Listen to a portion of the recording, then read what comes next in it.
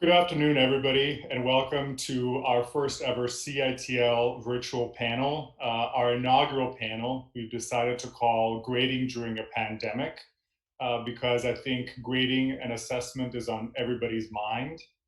Considering this is a very tough and challenging question, we decided to assemble some of the best and brightest minds on WKU's campus to tell us a little bit about what they're doing and how they're thinking about grading and assessing their students during this very exceptional, unprecedented semester. So I will briefly introduce each of our panelists, and they will provide us with a 2 or 3 minute review of the things that they're doing, anticipating, and working towards as we wrap up this semester. If you have any questions, please note them in the screen below, and we'll start the Q&A portion of the panel right after all the panelists have spoken.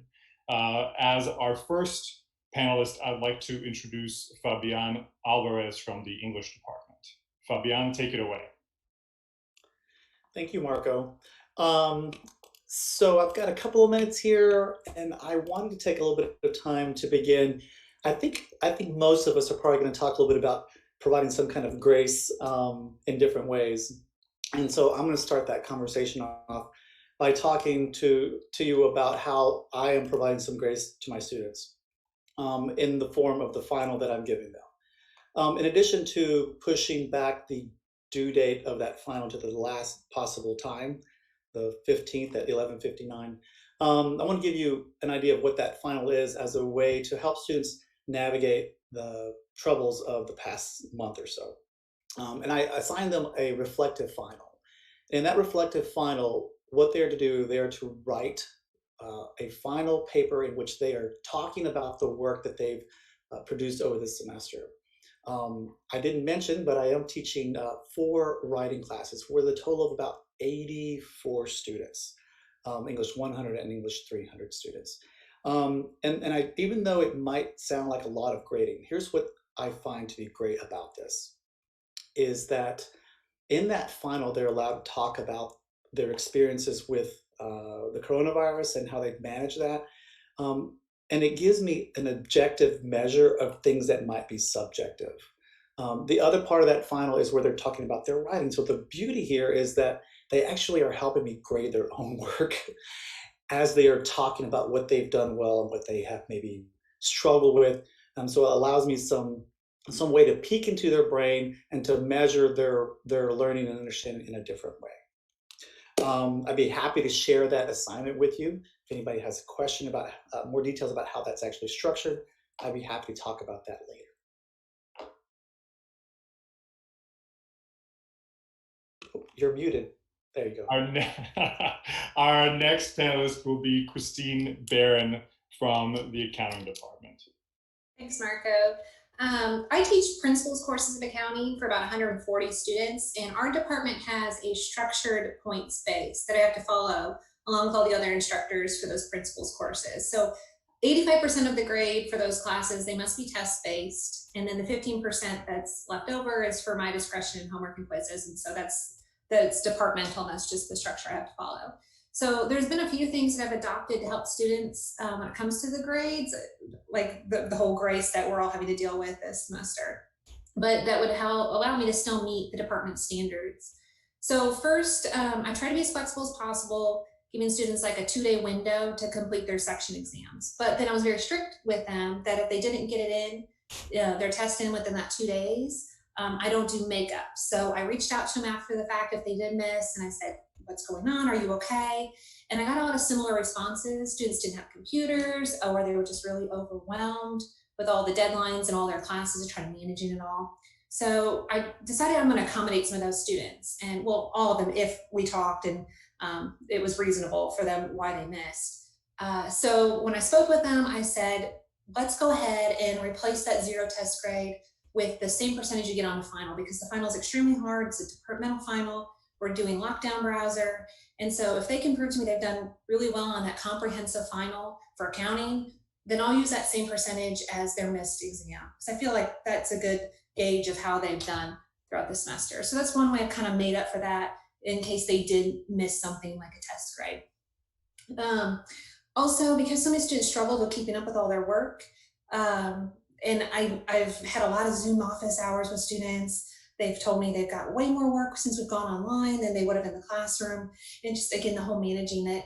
I've given them extra homework points. So they're given the opportunity to do extra homework, but I've still capped it. I said, I'm only going to take 80 points towards your grade, but here's 100, here's some extra points so they can get to that 80. And so I feel like that's a good way that they could still prove that they're learning the concepts and they're practicing. And it's not a whole lot of points. Again, I only have a 15% margin to work with for the departmental standards when it comes to like homework and quizzes. But giving them that extra opportunity just to kind of fill in the gaps if they miss something, I felt like that was giving them some grace there too. So lastly, this is my big push at the end of the semester, get students to study hard for the final. I've told all of them that I will drop their lowest grade on the exam that they took and replace it with the final exam grade, the percentage, if that final exam is better, the percentage is better. So this is making them study, first of all, because I assume they want to get a good grade for the whole semester. So pushing them to study really hard, and it is testing their knowledge. If they missed something in the past, they can go back and learn what they've missed and get better at it. And so that at the final exam time, when they go in there, if they do better, then that'll prove to me that they did master that content early on the semester, and I'll use that percentage as one of those low exam grades from the past. And a lot of them, they told me they said it was hard to adjust, it was hard to get used to having that home environment and not being able to be in the classroom. And so there's just some things like that I want to try to accommodate them and encourage them to do well, finish this semester strong. Awesome. Thank you, Christine. Up next is Stacey Forsythe from Sport Management. Hi everyone, like Marco said, I'm Stacey Forsythe. I'm an assistant professor in the sport management program in the School of KRS. And I teach 3 classes this semester. One of them was already online, so I didn't have to do much with that course except be a little bit more flexible with due dates because the students were dealing with a multitude of other things, as I'm sure you all have dealt with as well. The other 2 classes that got moved online were 2 senior level classes, a sport leadership and management course and a sport law class. Both of those courses were designed to be very group oriented, a lot of active learning in the classroom, a lot of group work, and a lot of grades that would come from that group work. And when we went in to the beginning of what everybody's calling this new normal, and the students were at home, I sent out a survey to all my students to try to figure out kind of where they were. We have a lot of first generation college students in our program.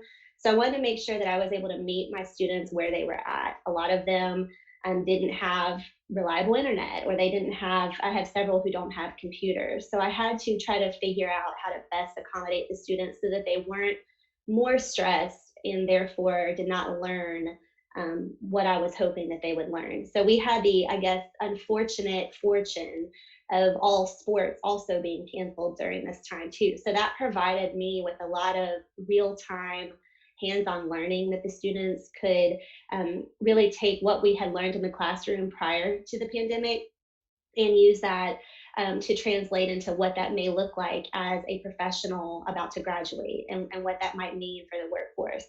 So a lot of the group projects that we had, obviously, I couldn't do in-class group projects anymore. So I moved those to more of a journal reflective piece of the class. And that's how I shifted some of the grading to questions from everything to how would you have dealt with this situation as an athletic director, or how would you have dealt with this situation from a law perspective, in various different ways. So I was able to use the current situation, as crappy as it is, and move it to a reality-based, real-life learning situation. And I just had to be, like everybody else, way more flexible with how things were turned in, and then worry more about actual content than formatting, which I think a lot of us get hung up on a lot of the time.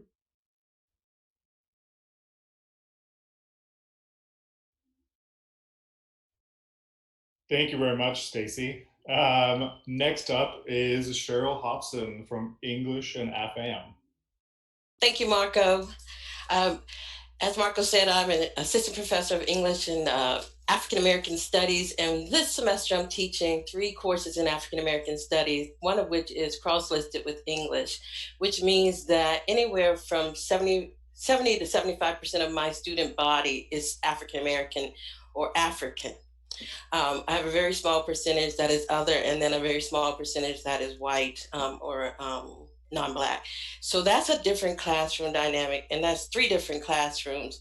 But what I've been able to do is combine the classes with the same prep.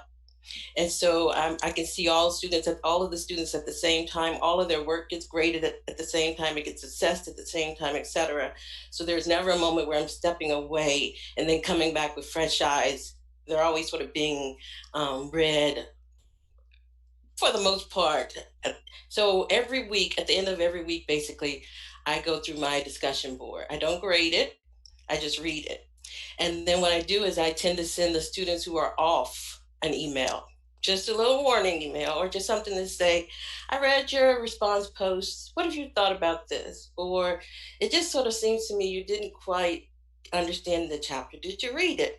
And generally, when I would send those emails out, I would get the responses where they would really tell me what's happening in their lives. I've had students whose this COVID disproportionately is affecting African American communities and other communities of color. So I've had students lose relatives.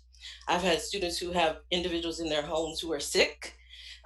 Students who have had to move out of their homes for that reason. They are struggling. No access to the internet or limited access. Not all of them. Some of them do just fine. And then also just not having a vehicle to drive to campus to access the campus internet, right? The little bit that what's available to them, not a little bit, all that's available to them. So they can't quite do what I want them to do during the time period I want them to do it, which means I have extended everything. The due dates are open until May 8th on discussion board, on their quizzes. If I see something off, I say, you might want to go back and look at that quiz again. I'm trying to give them the opportunity to learn the material. It looks like I'm being lenient, but in fact, what I'm doing is I'm forcing them to go back and engage with the material. And in that way, I can guarantee that they're at least taking it in. So they're writing short answer responses, which means I took away the final essay at the end because the class is now writing intensive. So there's no need to write a final paper, except for lit, and they are, because I think they should have a document at the end. I'm almost done. So what they know is discussion board gets graded holistically at the end, right? That in my lit class, they know that final paper is now straight analysis, no research required, because I think literature students need that skill, even if they don't succeed the first time. I just want them to practice it. And so my way of approaching it is to know my student body, to sort of engage with them almost not daily because you can overwhelm them, usually weekly, and then others individually, maybe every few days. And then I also started a YouTube video because I'm a poet as well, and they were missing seeing me.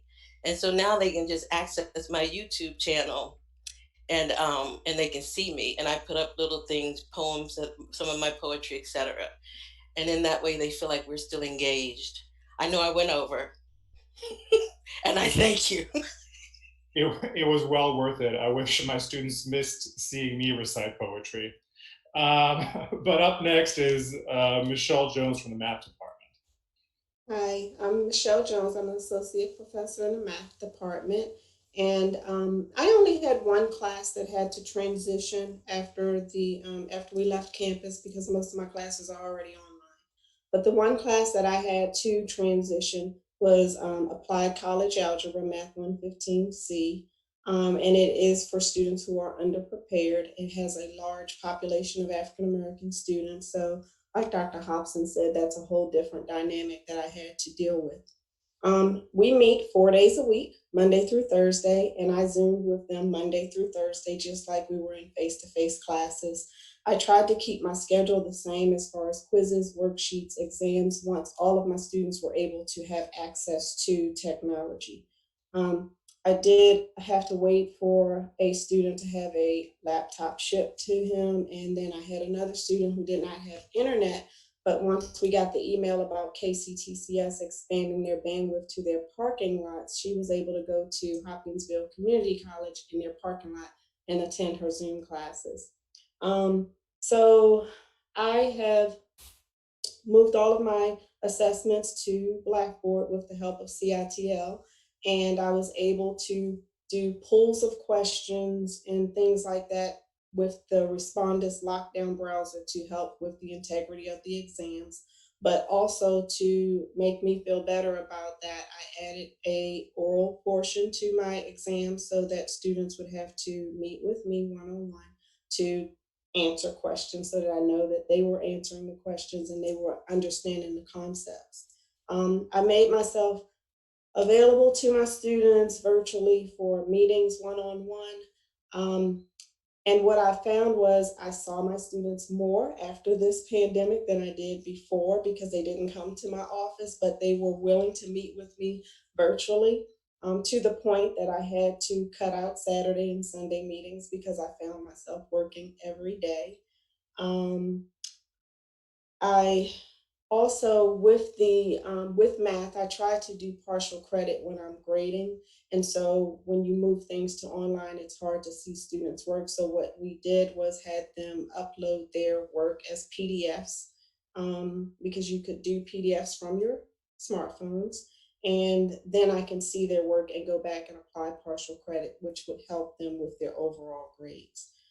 I think that's about it. Oh, I also was able to I do collaborative worksheets, and I was able to continue to do that through Zoom because I could break them up or have Zoom break them up into breakout groups so that they could still get that group work in also. And I can go pop in and out of those groups and see if they were having any questions or anything like that. And then we can all come back to the big classroom. So that's what I've been doing. Thank you, Michelle. And I'm somehow terrified by the idea of an oral exam face-to-face with the intimidable Michelle Jones. Up next is Erin Margaery. Did I say that right? Mm-hmm. Yeah. From the School of Teacher Ed. Thank you. Thank you, Marco. I'm Erin Margaery. I'm an assistant professor, like Marco said, in the School of Teacher Ed. I work in the clinical field experience. So our semester has been quite a whirlwind because our students are typically spending at minimum 140 hours in the schools, in their classrooms, teaching with real students. So we've had to make quite a few changes to our curriculum and to our approach to teaching and learning. However, what I'm going to focus on for today is more on the feedback end, which has been a particular challenge or adventure for me this semester because I'm limited in that opportunity to provide that face-to-face interaction like what I'm typically used to. So I created a slideshow, which in the YouTube window is in the description. So if you expand the description, you'll see a hyperlink to my slideshow. And within there, I've provided you access to a few of my favorite tools that I found to be particularly useful and I think might be useful to others in various disciplines as well. So I'm just going to briefly jump around a couple of them and then feel free to explore and email me if you have any other questions. So Screencastify is one that I particularly love for providing instruction as well as feedback. So in my discipline, students are turning in multifaceted projects. So they might have a lesson plan, they have slides, they have readings, all sorts of various windows that would be open to look at all of this at one time. So through Screencastify, I'm able to open up all these different documents and record myself, my face, and my audio, giving feedback in live time to the students. And then I can simply, in one click, send it to YouTube and then send it to my students so that they can hear the tone of my voice and they can get a better feel for what's working and what perhaps needs some more improvement. Another tool that I really like is Kaizena, which is very similar. So I imagine that if I were an English professor and I'm grading essay upon essay, this particular tool would allow me to highlight a paragraph or a sentence and then record audio specific to that one little slice for the student. So again, they're hearing the tone of my voice, they're hearing what I have to say, and connecting with my feedback, and hopefully becoming a better writer or whatever as a result because of this tool. I think on the instructor's end, it helps really save quite a bit of time rather than typing all of that out. So I like it for that reason as well. Some online assessment tools that I've included in here as well that I think are really useful when we're trying to differentiate, because we know online learning is not the same as in-person learning, not by a long shot. It's not the same as just uploading our materials and we're done. There are some tools that you can explore in here that I particularly love. One of them is Edpuzzle. That's a free service where you can take videos that you've created of yourself or videos from YouTube or TED Talk or anywhere like that and embed questions within them. So the students have to watch the video and then the video stops and they have to answer the question in order to proceed. And they're not necessarily low-level questions. And the results are sent back to you along with all the feedback. How many times did they go back and rewind and rewatch and re-experience that? So that, in addition to some others in there, I find really, really useful. So I hope you'll take a look. And I don't want to use up all my time, but if you have any questions, let me know. Great, thank you so much, Erin. Next up is Natalie Mountjoy from biology. Thanks, Marco. Erin, those were some great tips, so I look forward to checking those out. So I teach a large lecture course in biology, our general biology class, 150 students, and then I have 2 general biology lab courses. What I've had to do in lab is really kind of transition away from what my students are able to do at the bench, right? Because they're not able to use the equipment in lab. They don't have it available to them. So I took a lot of the learning onto using virtual labs and, you know, can they move the pieces around? Can they recognize a flask versus a beaker, things like that. But really try to focus on whether or not they can analyze data in a way that will benefit them later as they grow in the discipline and start moving on to higher level scientific questions. So I kind of had to shift the focus in the labs a little bit. It's worked out okay. The assessment piece I'm actually doing this week. So I had them do a scientific poster based on some data that I provided to them on an experiment that they set up. So they went through and did some analysis on that, ran some statistics, created some figures, and I'm currently grading those. So we'll see how it goes, keeping my fingers crossed. In lecture, the assessment piece has been a little bit more challenging, I felt. It's difficult because I don't have a lot of the options of, you know, assessing students in a lot of different ways with so many, and objectivity is really important. It's also a little harder because of the content that we want them to gain in an introductory level course is kind of lives at that lower level of Bloom's, right? We're wanting them to understand the terminology and have the language before they can move up that ladder. So it's been a little bit of a struggle. What I've ended up doing is using the multiple choice questions, but I have tried to make those less Googleable. So putting them in different contexts, giving students different kinds of word problems. I've made some figures myself and asked them to identify different pieces of that figure based on what they understand from the concept. It's been useful, I think, helpful, but it certainly isn't perfect. At the beginning of the transition, I asked my students if they would prefer to have the assessments run like we had them planned, which is basically 4 a semester. So they have 3, 4, 5 chapters per assessment, or if they would like them more often. And they voted overwhelmingly 95% to have them more often. So we've been having them weekly now. They're almost more like little quizzes instead of big unit exams. And I think they've benefited from that. I feel like maybe they're less likely to feel as inclined to look stuff up on their phones while they're testing if they feel like it's more doable. If they're shorter, if they're not as punitive as far as points go, so worth your points, shorter as far as how many questions are involved. So I think that that's been helpful. I think, Fabian, where you started talking about grace is really important as well. I asked my students at the very beginning of the transition to tell me what I need to know about them right now. So I got a lot of responses. Well, just about everybody turned it in. I gave them attendance points for it. I really got an understanding for what our students are facing, taking care of sick grandparents, taking care of the farm, students having to move, not having access to wireless. I mean, just an insane amount of difficulty that I think maybe we take for granted. So that's been really beneficial, because then as I've had to make these decisions, like we've all talked about increasing flexibility and due dates and due times, I am approaching those decisions from a base of knowledge. I know what my students are going through. I know what they're dealing with. And so I don't feel so weird about being flexible. I have a really good understanding of what they're dealing with, and it's kind of given me some freedom to feel like I can be flexible. The last thing is just, I think, to save a little bit of that grace for ourselves. This isn't a perfect process. They didn't ask to take an online course. We probably didn't sign up to teach an online course. We're learning on the fly and doing the best we can.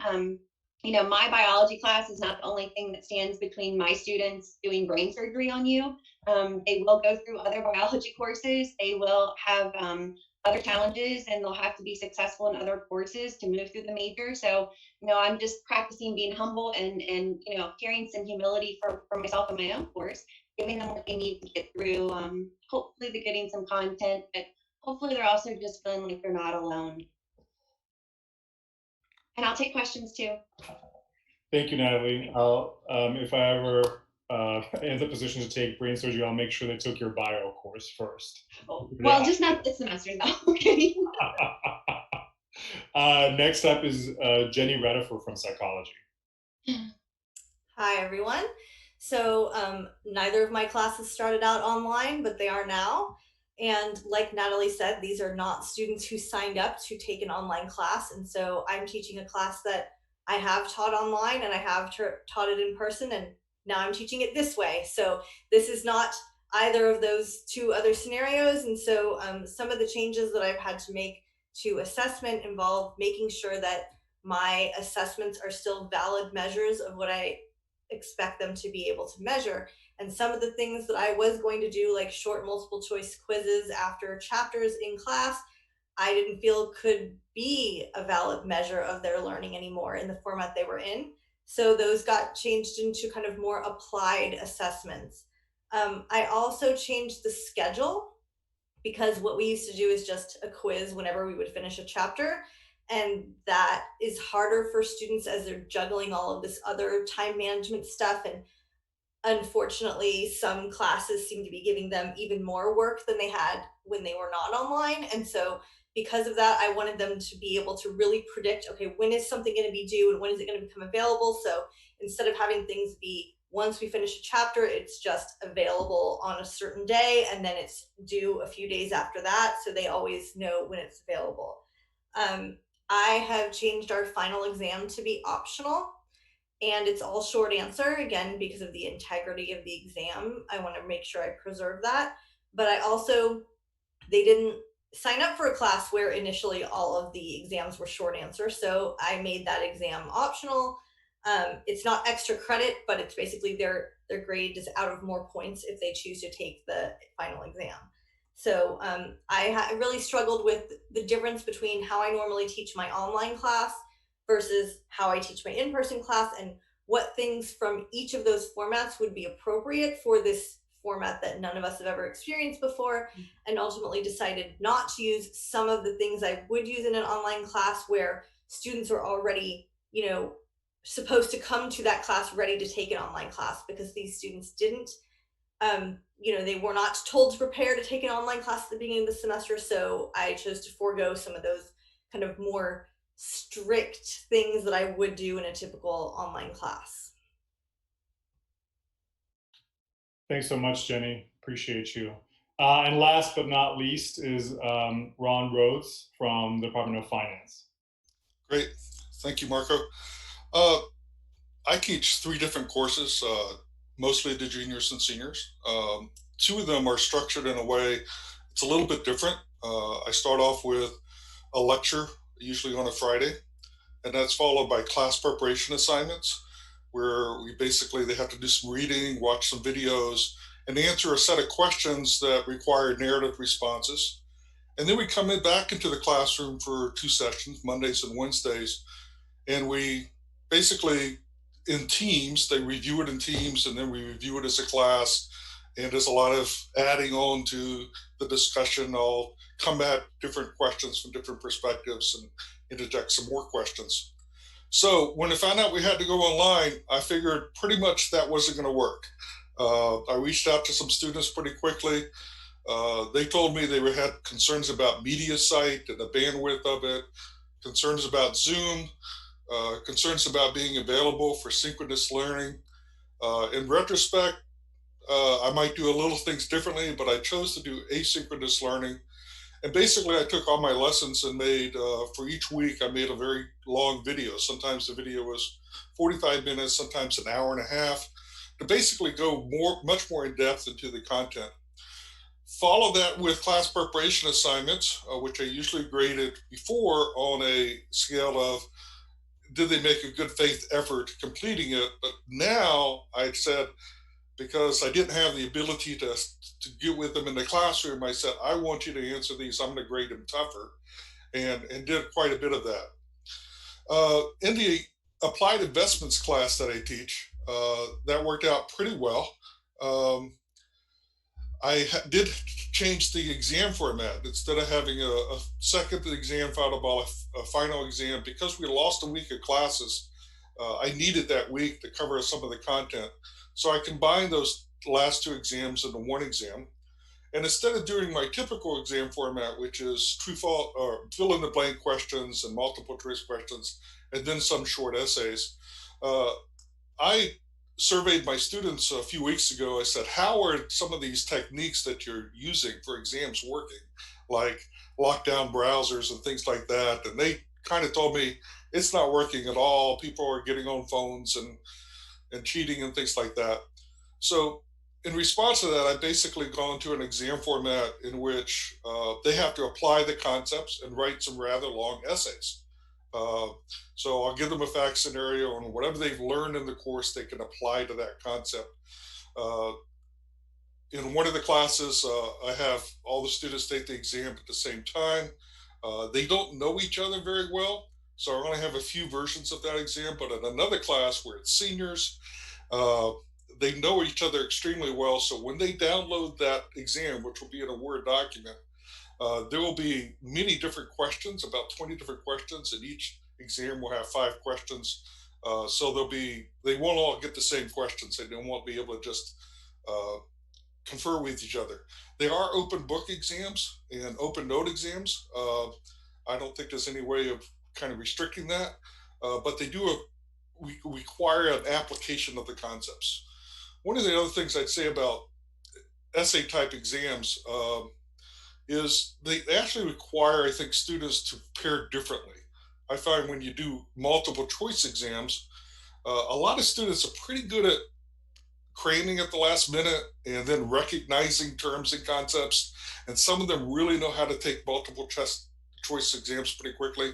But if you have to study for an essay exam, and I do essays in all of my exams, at least for part of it, that requires a little bit different approach to learning and teaching them how to do spaced out learning for long-term memory retention, retrieval practice, things like that. Teaching that in the class, I think, goes a long way. In my other class, which is my senior capstone class, I had 20 students. It was all team projects, 4-person teams. We were rotating the teams every week. They actually took topics in financial planning and they had to present on it for a half hour. And that was going very well. We had 2 presentations a day, twice a week. However, you can't do that when you go to online learning. I've quickly found out students are not going to be able to get together as often as they could, as well as they could. A lot of them were working on this right after class or in between classes. The team collaboration doesn't seem to be as good when you're doing it online. So essentially, I tossed all of that out, and I had a final project that was done in teams.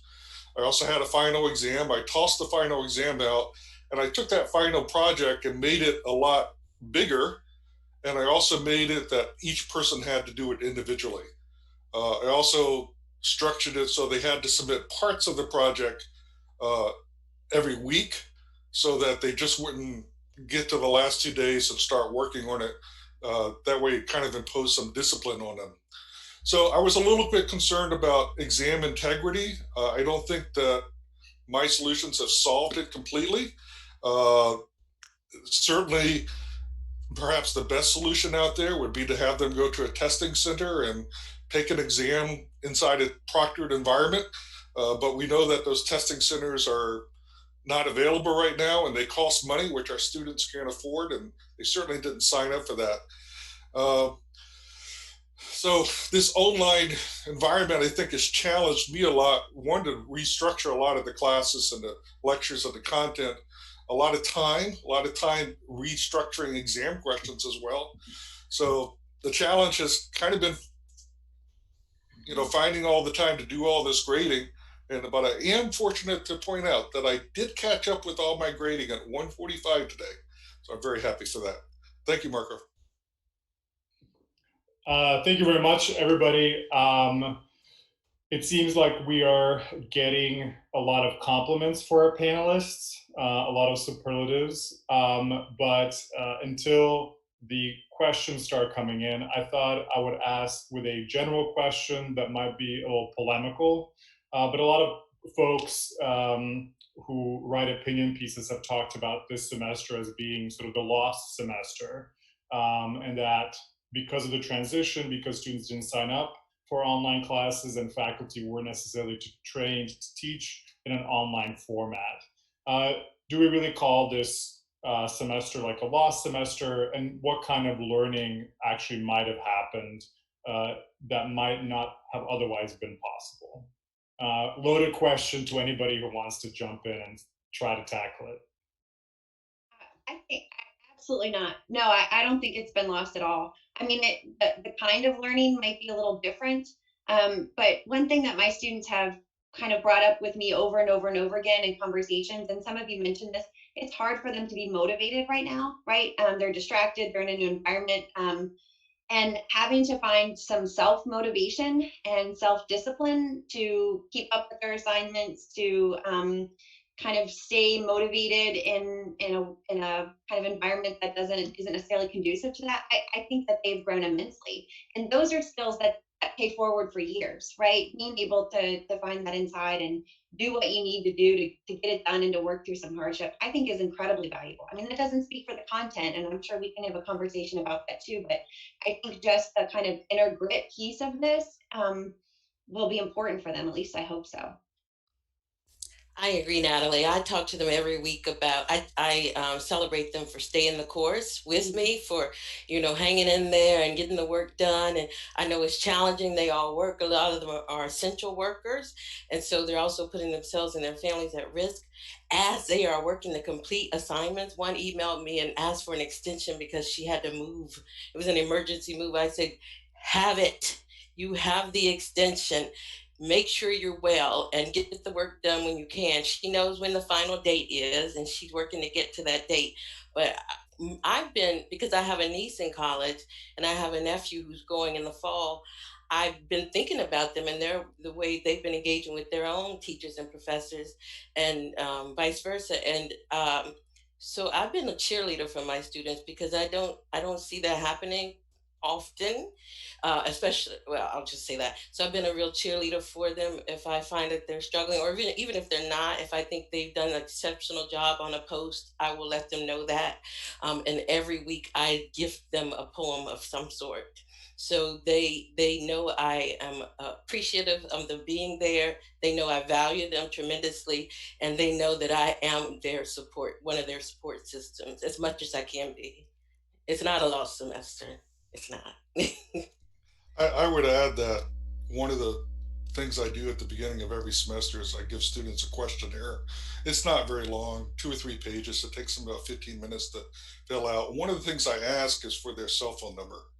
So usually during a class, if I find somebody's missing class or something and I've got a little break, or right after class, I text somebody, I see you weren't in class today. This is Dr. Bear. Where are you? Things like that. But now it's really become helpful because when I see somebody's not submitting an assignment on time, I can reach out to them and say, how are you doing? What's going on? And of course, be flexible in terms of these due dates. It's been very important to do that. Uh, I've been in similar situations where students have said, I don't have internet, I haven't been able to get to it. I've had to work full time because my family has been laid off. Another student who had to move to Tennessee with their family. So a lot of different situations that come up, and being flexible with due dates has been probably the thing I think everybody in all of us have been able to do. And I'm sorry, Michelle. go ahead. No, go ahead. I think that students have recognized how tough they are and how persistent they can be through this process.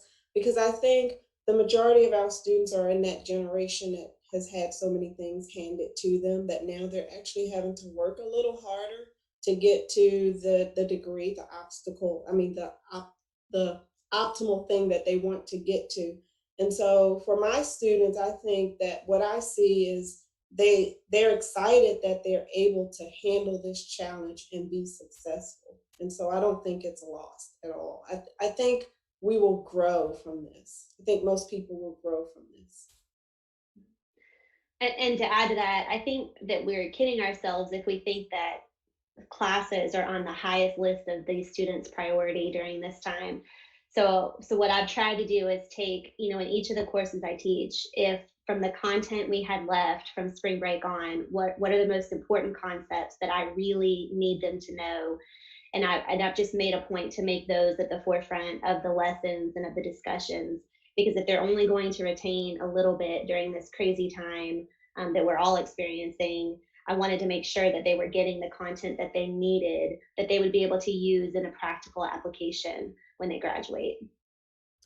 I'm teaching on Zoom, like I'm using Zoom to do lectures and then posting the recordings of those for the people who can't be there. And one thing I think this has given students is that some students who weren't as participatory in person are participating more through the chat function, which I think is great for them because they're getting to see, how much more useful class is when you participate. And so I hope for them that they will continue participating in other classes.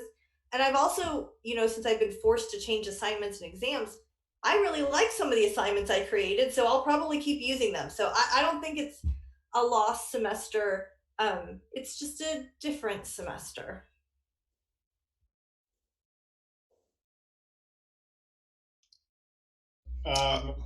Sorry, Ron. I would add, I think this is a prelude to next year.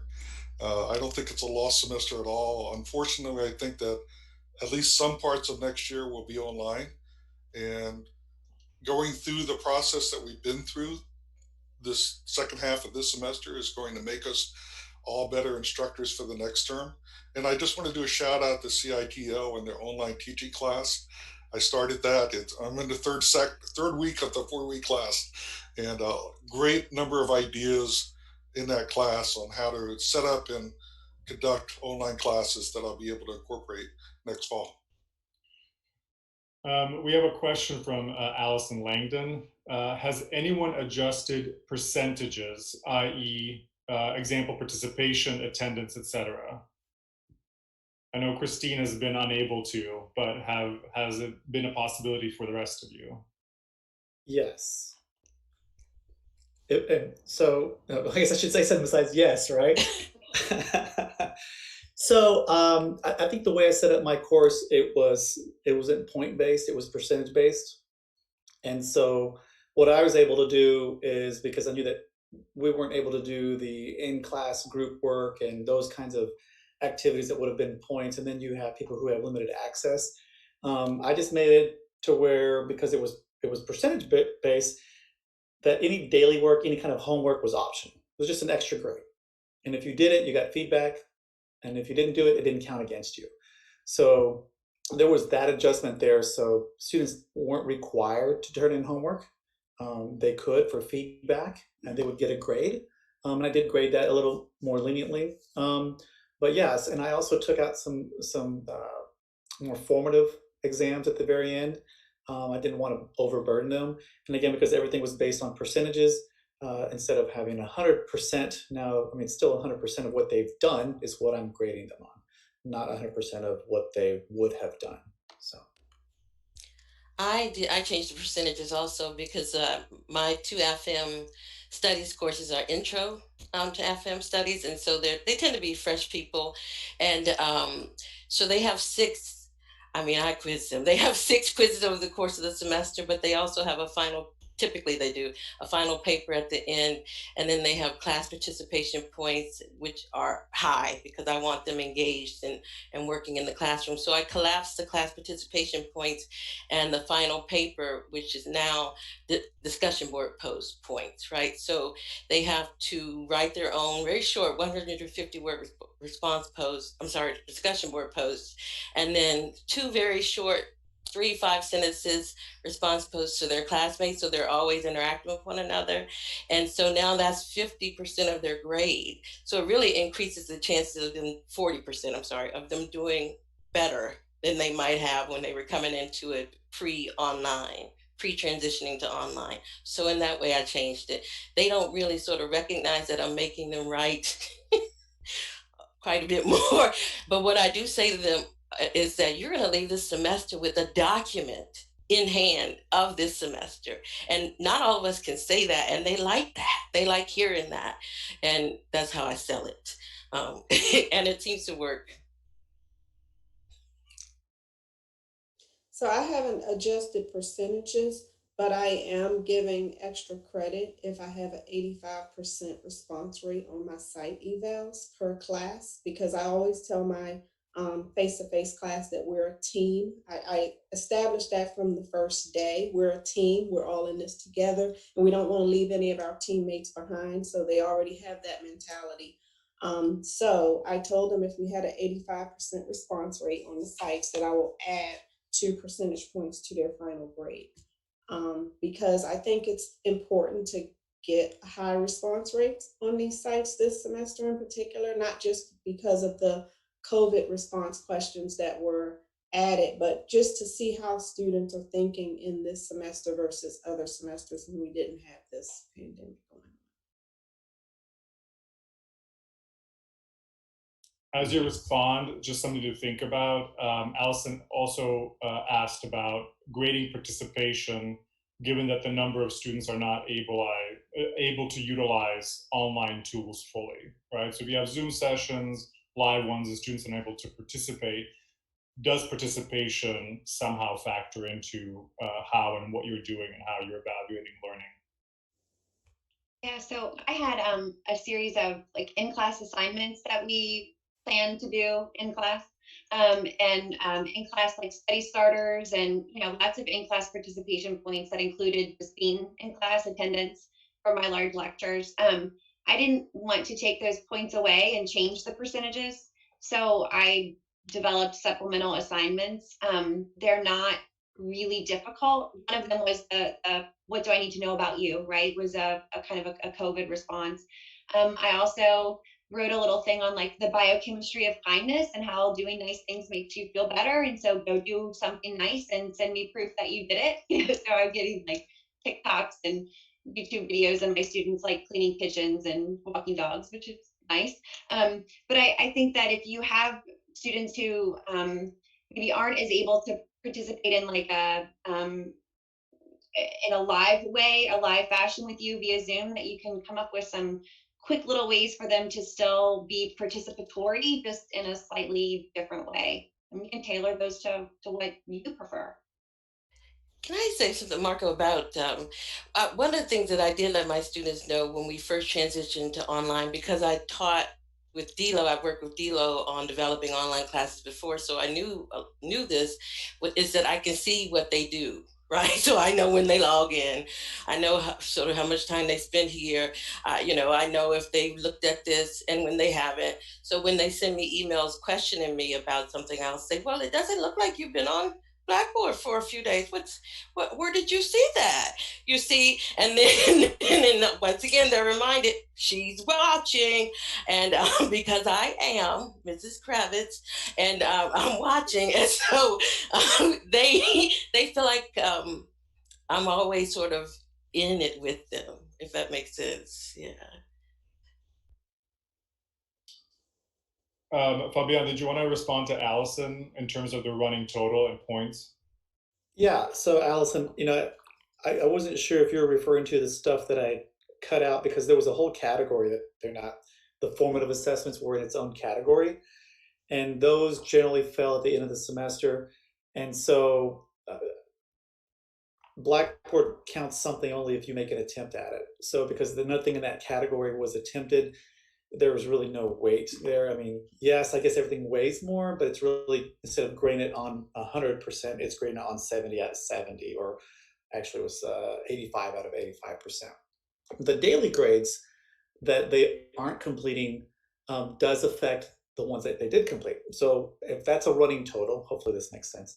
If that's a running total, and I'm not counting the ones that they don't complete against them, then yes, the ones that they did complete do count more, and they are aware of that, and they can make those choices on those. I didn't count anything late, so they could always turn things in late if they wanted to. And I reminded them of these things, and a lot of them just decided that they were going to take that burden off themselves and not complete the homework assignments. So yeah, I guess in some parts of it, it does count more, and in other parts it didn't. But I gave them the option of what they wanted to do there. I think your reminders and check-ins are so important because sometimes they do get overwhelmed, but if you just stop and, ask what's going on, then the fact that you even care what's going on might make them feel more motivated to, sit down and do the stuff for your class, especially if they just have some instructors who are just posting a bunch of work and not really communicating with them. So I think those check-ins, and I've been doing little like infrequent surveys to just like, okay, how is it going in this format? Do you still want to keep doing it this way? And even just the fact that we care to ask helps them to kind of stay in it. I don't know, if you're not reading poetry to your students, you're doing it all wrong. That's what I'm going to say about that. If I read poetry to my students, then they're going to all drop the class. So I think that we won't do that in my class. Jenni, I'm going to send you a book. Okay. Of my own, I'll autograph it. Ooh, yay. So this is a question from Sarah Ox, and since we're running out of time, I'd like us to do a rapid round, if you will, to sort of conclude the panel. And she really asks about going into the future, right, into the bold future. So Sarah asks, since this provided an opportunity for reflection on course assessments, what one change will you absolutely keep for future traditional semesters, right? Something that's specific to this semester that you think you've learned from and will apply to all the quote unquote traditional semesters coming up. So what one thing, and I'd like to sort of hear briefly from all of our fabulous panelists. I'll go first. I incorporated virtual office hours, and I think I'm going to keep that because, like one of the panelists mentioned, students are participating more on Zoom than they did in face-to-face. And what I found is in my virtual meetings one-on-one with students, they are more vocal.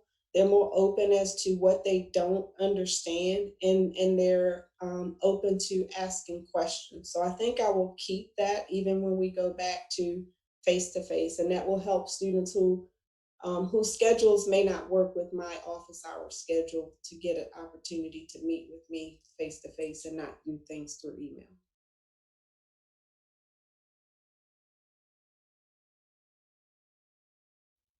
I don't know yet, and I don't think I can really answer this question yet because I need to get through the end and look at how grades compare to past semesters and look at their feedback from the site evaluations.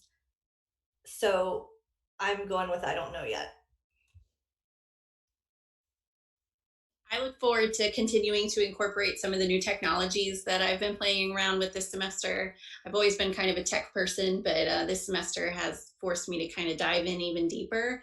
And for my pre-service teachers, I really love the idea of them continuing to teach from home initially, and then be able to provide them with that critical feedback in a more personal way that's not up on stage in front of scary high school students at first, I think would be really powerful for them. So I look forward to keeping a lot of this technology as part of my course. I'll go off of what Erin just said. I want to keep like a good online presence still. So keeping things very structured in Blackboard, keeping folders, a lot of resources, and then announcements every week so students know what's expected of them and what we're covering, including objectives. I'm going to keep all that. Yeah, along the same lines as Erin and Christine, definitely utilizing the technology we have learned all of this throughout this time, but to also incorporate just the same level of flexibility in upcoming semesters, which we can all get into that systematic approach to our teaching. And I think being able to remain fluid in that and to be able to best serve our students is what I have learned most throughout this entire situation, is just to figure out what works best for my students and how I can take that into future semesters. Recently, the last couple of years, I've been doing fairly long reviews for exams that have been in writing. Uh, some of them, 40, 50 pages and the like. This semester, I basically took those and in addition to that, did 40-minute videos and sometimes longer to review for the exam and basically walked them through situations, applied, say, here's how I would answer that question. And the students really liked it. I'm using QuickTime to record my videos and then upload them to YouTube. I think when you upload videos to YouTube, YouTube kind of puts them down at the standard definition. And for students who have low bandwidth, it's easier for them to download videos off of YouTube than it is MediaSite, for example. At least that's what they've told me. So I'll probably continue to do that. Do more video reviews on top of just giving them written stuff to review for exams. Yeah, I think one thing I'm keeping that I've kind of picked up by mistake, because I was in MediaSite and I was trying to like download my stuff and I wanted to put videos up on YouTube and I clicked the wrong thing. So I ended up making like a podcast version of my lecture. And my students loved it. And so I have to use a microphone anyway. I'm in a big auditorium. And so I'm just going to record my lectures, and it's really easy to do, just to make it available as a podcast for them. And they can do other things while re-listening to you, because my students are always like, come on, Joy, you talk too fast. I'm like, sorry, pay attention. But yeah, I think I'll continue to use that. They seem to really appreciate it. I was going to say, I think I'll continue to use YouTube and technology.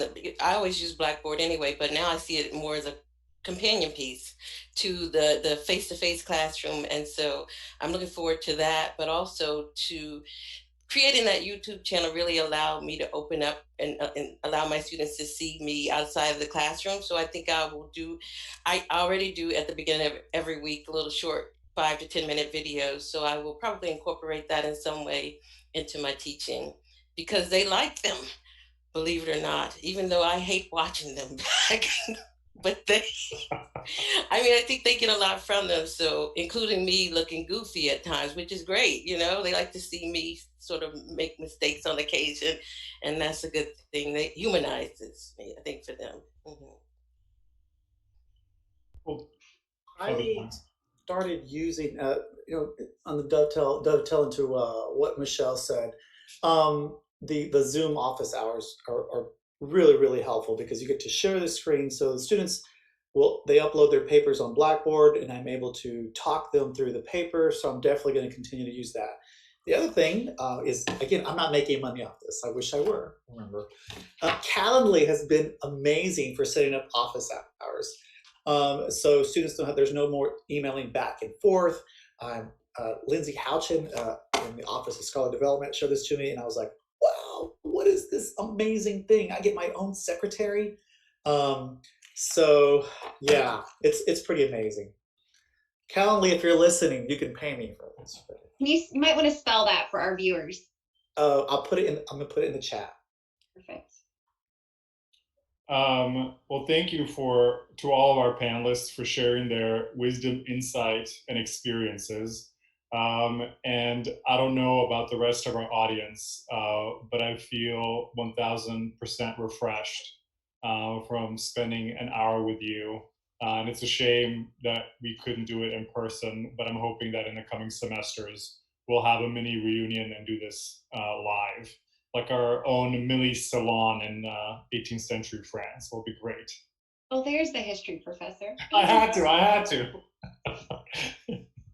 And this will be archived as well. So this will be part of, I don't know if David Lee is in the audience as our WKU historian, but this will be one for the archives as a historical teaching moment at Western Kentucky University. So thank you for sharing your reflections. And I'm looking forward to planning for installation 2. So thank you so much, everybody. And I guess this concludes our official programming. Thank you, Marco. Bye. Bye, everyone. Bye, everyone. Thanks for sharing.